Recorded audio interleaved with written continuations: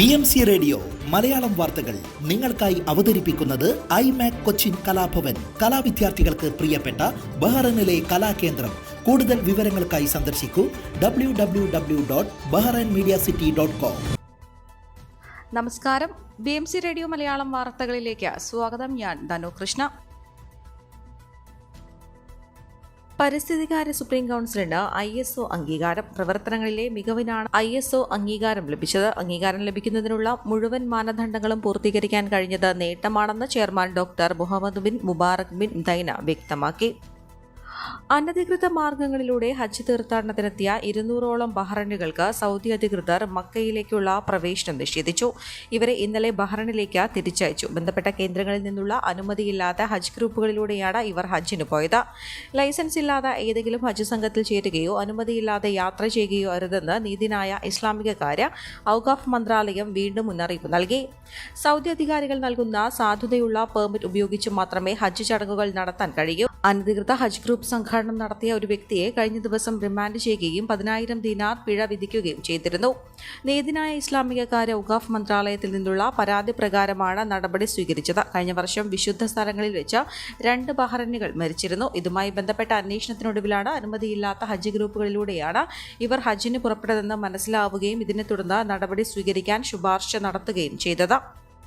ജീവകാരുണ്യ കൂട്ടായ്മയായ Kerala Galaxy world മുൻ പ്രവാസിയുടെ മകളുടെ വിവാഹത്തിന് സഹായം കൈമാറി. തൃശൂർ കയ്പമംഗലം സ്വദേശി നൌഷാദിന്റെ മകളുടെ വിവാഹ ആവശ്യാർത്ഥം കേരള ഗാലക്സി ഗ്രൂപ്പ് സമാഹരിച്ച സഹായം ചെയർമാൻ വിജയൻ കരിമലയുടെ നേതൃത്വത്തിൽ കൈമാറി. ചടങ്ങിൽ എക്സിക്യൂട്ടീവ് അംഗങ്ങളായ ഗഫൂർ മയ്യന്നൂർ ഖാലിദ്, രാജീവൻ കൊയിലാണ്ടി തുടങ്ങിയവർ പങ്കെടുത്തു. മീഡിയ സിറ്റിയിൽ നടന്ന ചടങ്ങിൽ BMC ചെയർമാൻ ശ്രീ ഫ്രാൻസിസ് കൈതാരത്താണ് സഹായം കൈമാറിയത്. ചടങ്ങിൽ സാമൂഹിക പ്രവർത്തകരായ സയ്യിദ് ഹനീഫ, EV രാജീവൻ, റിജോയ് മാത്യു, മുൻ പ്രവാസികളായ ചാക്കോ മാളിയേക്കൽ ജോസഫ്, റോസ്ലി ചാക്കോ എന്നിവരും സന്നിഹിതരായിരുന്നു. മൈത്രി ബഹ്റൈൻ ഈ വർഷം SLC+2 പാസ്സായ മൈത്രി കുടുംബാംഗങ്ങളുടെ കുട്ടികൾക്കുള്ള എഡ്യൂക്കേഷണൽ എക്സലൻസ് അവാർഡ് വിതരണം ചെയ്തു. Tree of life charity chairman Khalil Al Dailami മുഖ്യ അതിഥിയായി പങ്കെടുത്തു. മൈത്രി ബഹ്റൈൻ പ്രസിഡന്റ് നൌഷാദ് മഞ്ഞപ്പാറ അധ്യക്ഷത വഹിച്ചു. ജനറൽ സെക്രട്ടറി സുനിൽ ബാബു സ്വാഗതം പറഞ്ഞു. മുൻ Indian school chairman Abraham John പരിപാടി ഉദ്ഘാടനം ചെയ്തു. സാമൂഹിക പ്രവർത്തകരായ സൽമാനുൽ ഫാരിസ്, റംഷാദ് ഐലക്കാട്, മൈത്രി മുൻ president Shibu Pathanamthitta, Sibin Saleem, charity convener Shibu Basheer എന്നിവർ ആശംസകൾ അറിയിച്ചു.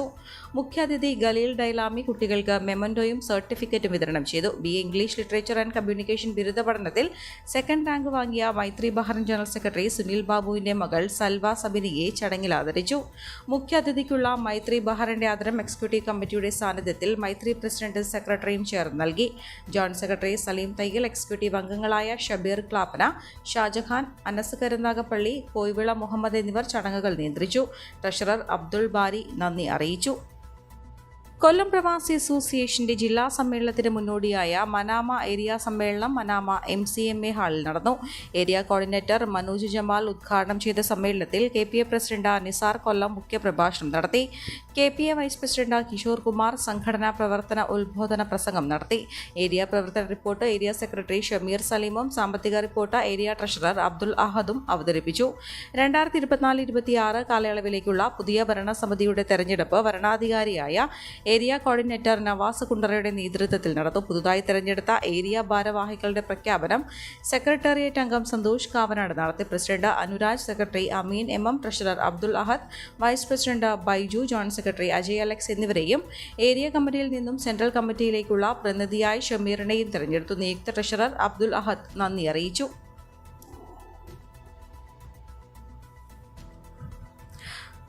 പിനോയ് ഫുഡ് ഫെസ്റ്റിവലിന് ഗുദൈബിയ നെസ്റ്റോ ഹൈപ്പർ മാർക്കറ്റിൽ തുടക്കമായി. 10 ദിവസം നീണ്ടു നിൽക്കുന്ന ഫെസ്റ്റിവൽ ഫിലിപ്പീൻസിൽ നിന്ന് ഇറക്കുമതി ചെയ്യുന്ന വൈവിധ്യമാർന്ന ഭക്ഷ്യോൽപ്പന്നങ്ങൾ ലഭ്യമാണ്. ബഹ്റൈനിലെ Philippines ambassador Anne Jalando on Louis ഉദ്ഘാടനം ചെയ്തു.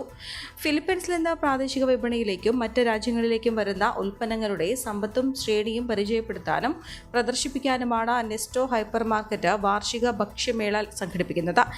ദേശീയ ദിനം ആഘോഷിക്കുന്നതിൽ ഫിലിപ്പിനോകൾക്ക് പങ്കെടുക്കാനുള്ള അവസരം കൂടിയ കൂടിയാണ് ഭക്ഷ്യമേള. ചടങ്ങിൽ Nesto Bahrain managing director Arshad Hashim, general manager Muhammad Haneef, purchasing head Abu Chettiyakatti, finance manager Sojan George, assistant purchasing manager Noufal Kazhungilpadi, Gudaibiya branch manager Shahul എന്നിവരും ഫിലിപ്പിനോ അധികൃതരും ഫിലിപ്പിനോ ക്ലബ്ബ് അധികൃതരും പങ്കെടുത്തു. ഫിലിപ്പിനോ ഇൻഡിപെൻഡന്റ് ഡേയുമായി ബന്ധപ്പെട്ട ഫുഡ് ഫെസ്റ്റിവൽ സംഘടിപ്പിച്ചതിന് അംബാസഡർ ആനി ജലാൻഡോ ഓൺ ലൂയിസിനെ നെസ്റ്റോ ഹൈപ്പർ മാർക്കറ്റിനെ അഭിനന്ദിച്ചു.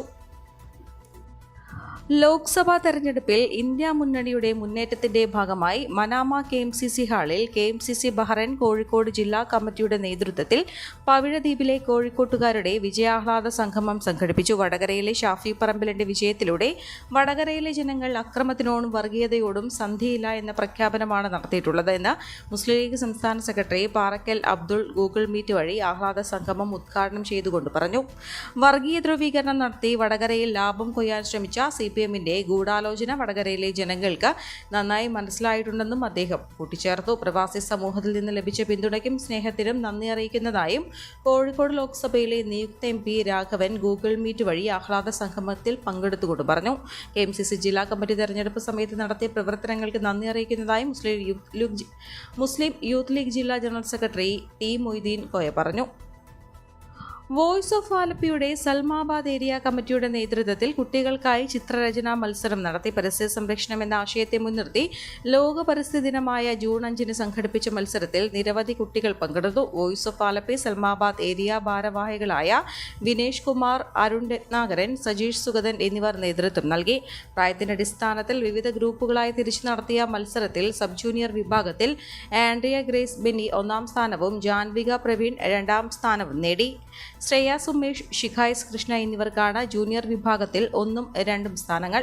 സീനിയർ വിഭാഗത്തിൽ ഫാത്തിമ ഷമീസ്, ആഞ്ചേല ഗ്രേസ് ബെനി എന്നിവർ യഥാക്രമം 1ഉം 2ഉം സ്ഥാനങ്ങൾ നേടി. സൽമാബാദിലെ റൂബി റെസ്റ്റോറന്റിൽ സംഘടിപ്പിച്ച പൊതുയോഗത്തിൽ വിജയികൾക്കുള്ള സമ്മാനങ്ങൾ വിതരണം ചെയ്തു. Voice of Alleppey president Sibin Saleem, joint secretary Joshi Neduvelil, Salmabad area coordinator Lijo Kuriakose, Salmabad area president Sajeesh Sugathan, secretary Vinesh Kumar, treasurer Arun Ratnakaran, vice president Ananthu CR, joint secretary Ashwin Babu, executive അംഗങ്ങളായ പ്രവീൺ കുമാർ, അഭിലാഷ് മണിയൻ എന്നിവർ വിജയികൾക്കുള്ള സമ്മാനങ്ങളും പങ്കെടുത്ത എല്ലാവർക്കുമുള്ള പ്രോത്സാഹന സമ്മാനങ്ങളും വിതരണം ചെയ്തു. തൃശൂർ ലോക്സഭാ മണ്ഡലത്തിൽ നിന്ന് വിജയിച്ച സുരേഷ് ഗോപിയും BJP സംസ്ഥാന ജനറൽ സെക്രട്ടറി ജോർജ് കുര്യനും 3ാം മോദി സർക്കാരിന്റെ സഹമന്ത്രിമാർ. കേരളത്തിലായിരുന്ന സുരേഷ് ഗോപിക്ക് പ്രധാനമന്ത്രിയുടെ ഓഫീസിൽ നിന്നും വിളി വന്നതോടെയാണ് ഞായറാഴ്ച ഉച്ചയ്ക്ക് ഡൽഹിയിലേക്ക് പുറപ്പെട്ടത്. മന്ത്രിസഭയിൽ ഉൾപ്പെടുത്തിയ കാര്യം സുരേഷ് ഗോപി തന്നെ മാധ്യമങ്ങളെ അറിയിക്കുകയായിരുന്നു. ഭാര്യ രാധികയും ഡൽഹിയിലെത്തി. വിദ്യാർത്ഥി കാലം മുതൽ സംഘപരിവാറുമായി ചേർന്ന് പ്രവർത്തിച്ച ജോർജ് കുര്യൻ മന്ത്രിസഭയിലെ ക്രിസ്ത്യൻ ന്യൂനപക്ഷ പ്രതിനിധി എന്ന നിലയിലാണ് മന്ത്രിസഭയിൽ ഉൾപ്പെടുത്തിയത്.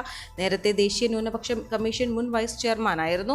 സത്യപ്രതിജ്ഞ ചടങ്ങിന് തൊട്ടുമുൻപായി നരേന്ദ്രമോദിയുടെ ചായ സൽക്കാരത്തിൽ പങ്കെടുത്തവരിൽ ജോർജ് കുര്യന്റെ ചിത്രവും ഉണ്ടായിരുന്നു. ഇതോടെയാണ് അദ്ദേഹം മന്ത്രിയാകുമെന്ന വിവരം പുറത്തുവന്നത്. വിജയിച്ച NDM MPമാരിൽ ന്യൂനപക്ഷ വിഭാഗങ്ങളിൽപ്പെട്ട ആരും തന്നെ ഉണ്ടായിരുന്നില്ല. ഇതോടെ മന്ത്രിസഭയിൽ ന്യൂനപക്ഷ വിഭാഗത്തിൽപ്പെട്ട മന്ത്രിമാർ ഉണ്ടാകില്ലെന്ന് ചൂണ്ടിക്കാട്ടി ദേശീയ ദിനപത്രത്തിൽ ഞായറാഴ്ച വാർത്ത വന്നതോടെയാണ് ആദ്യ പട്ടികയിൽ ഉണ്ടാകാതിരുന്ന ജോർജ് കുര്യന്റെ പേര് പിന്നീട് ഉൾപ്പെടുത്തിയതെന്നും റിപ്പോർട്ടുകളുണ്ട്. 2ാം മോദി മന്ത്രിസഭയിൽ വിദേശകാര്യ സഹമന്ത്രിയായിരുന്ന V മുരളീധരനും IT സഹമന്ത്രിയായിരുന്ന രാജീവ് ചന്ദ്രശേഖരുമായിരുന്നു കേരളത്തിൽ നിന്നും ഉണ്ടായിരുന്നത്. മുരളീധരൻ ആറ്റിങ്ങലിലും ചന്ദ്രശേഖരൻ തിരുവനന്തപുരത്തും മത്സരിച്ചെങ്കിലും ഇരുവരും പരാജയപ്പെട്ടു. ലോക്സഭാ തെരഞ്ഞെടുപ്പിൽ എറണാകുളം LDF സ്ഥാനാർത്ഥിയായിരുന്ന KJ ഷൈനെതിരെ CPM നേതൃത്വത്തിന് പരാതി. മുതിർന്ന നേതാക്കളടക്കമുള്ള പ്രവർത്തകരോട് ക്ഷോഭിച്ചു, ആഡംബര സൗകര്യങ്ങൾ ആവശ്യപ്പെട്ടു തുടങ്ങിയ പരാതികൾ പാർട്ടിക്കുള്ളിൽ നിന്ന് ഉയർന്നതായാണ് വിവരം.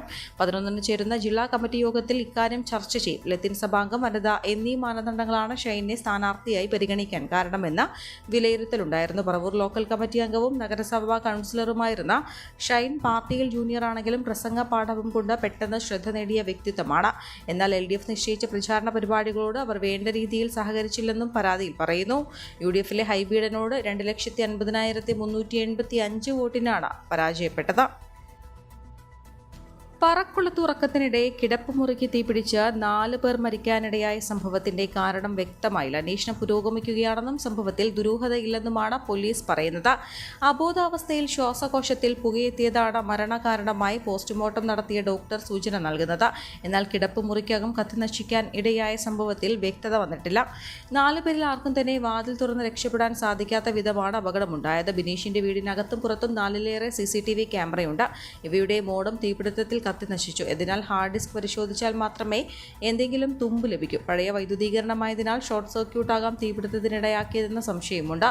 ഉറക്കത്തിലായതിനാൽ രക്ഷപ്പെടൽ അസാധ്യമായതാകും. മുറിക്കകത്തുണ്ടായിരുന്ന AC-യുടെ സ്റ്റെബിലൈസർ പൊട്ടിത്തെറിച്ചതാണോ കാരണമെന്ന കാര്യവും പോലീസ് അന്വേഷിക്കുന്നുണ്ട്. ശാസ്ത്രീയ പരിശോധനകൾ വിവിധ ഏജൻസികളും നടത്തുന്നുണ്ട്. ഓടുന്ന KSRTC ബസ്സിൽ നിന്ന് പുക ഉയർന്നത് പരിഭ്രാന്തി പരത്തി. കോഴിക്കോട് മൂഴിക്കലിൽ വൈകുന്നേരം 6ഓടെയാണ് സംഭവം. കോഴിക്കോട് നിന്ന് തിരുവമ്പാടിയിലേക്ക് പോവുകയാണ് KSRTC ബസ്സിൽ നിന്നാണ് പുക ഉയർന്നത്. ഇതോടെ ബസ് ഉടൻ റോഡരികിൽ നിർത്തി യാത്രക്കാരെ പുറത്തിറക്കി. തുടർന്ന് അഗ്നിശമന സേനയെ വിവരം അറിയിച്ചു. അഗ്നിശമന സേനയുടെ 2 യൂണിറ്റ് സ്ഥലത്തെത്തി പുകയണച്ചു. കേരള തീരത്ത് ഇന്ന് രാത്രി 11:30 വരെ കള്ളക്കടൽ പ്രതിഭാസത്തിനും ഉയർന്ന തിരമാലയ്ക്കും സാധ്യതയെന്ന് ദേശീയ സമുദ്രസ്ഥിതി പഠന ഗവേഷണ കേന്ദ്രം അറിയിച്ചു. ഈ സാഹചര്യത്തിൽ മത്സ്യത്തൊഴിലാളികളും തീരദേശവാസികളും പ്രത്യേക ജാഗ്രത പാലിക്കണമെന്നും ദുരന്ത നിവാരണ അതോറിറ്റി അറിയിച്ചു. അപകട മേഖലകളിൽ നിന്ന് അധികൃതരുടെ നിർദ്ദേശാനുസരണം മാറി താമസിക്കണം. ബോട്ട്, വള്ളം മുതലായ മത്സ്യബന്ധന യാനങ്ങളുടെ സുരക്ഷ ഉറപ്പാക്കണം. വള്ളങ്ങൾ തമ്മിൽ സുരക്ഷിത അകലം പാലിക്കുന്നത് കൂട്ടിയിടിച്ചുള്ള അപകട സാധ്യത ഒഴിവാക്കും. ബീച്ചിലേക്കുള്ള യാത്രകളും കടലിൽ ഇറങ്ങിയുള്ള വിനോദങ്ങളും പൂർണ്ണമായും ഒഴിവാക്കണമെന്നും ദുരന്ത നിവാരണ അതോറിറ്റി നിർദ്ദേശിച്ചു. ഈ വാർത്തയോടുകൂടെ BMC റേഡിയോ മലയാളം വാർത്തകൾ സമാപിക്കുന്നു. നന്ദി, നമസ്കാരം.